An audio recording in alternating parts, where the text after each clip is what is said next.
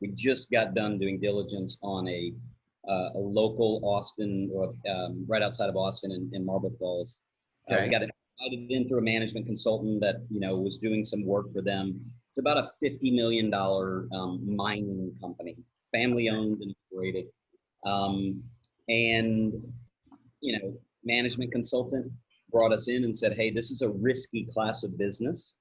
And so we want to bring in Saul to basically look at all the policies.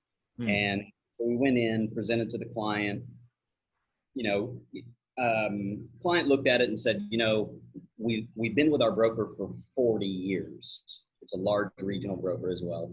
And we love our broker. We go to church with our broker. We just want you to do diligence. We said, no problem. So we do diligence. They're going to pay us the fee. We come back in, and on their general liability, now this is, their number one exposure is mining.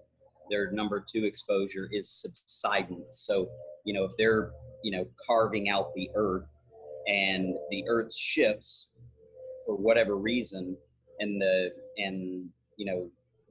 side of the quarry comes tumbling down, that's an exposure. They use explosives in their business. They use all of this really, really, technical stuff. Their general liability excluded subsidence. Their general liability excluded explosives. Their umbrella of $10 million excluded mining as an exposure. So, and in there, all the main things that they're either doing or creating in the process of their everyday work. Absolutely. I mean, their main core business is specifically excluded. And, the likelihood, this is the reason this isn't a pandemic, is the fact that the likelihood you're going to have a claim in that one area is not that likely. The problem is when you do, and if you do, is it's going to be penalizing.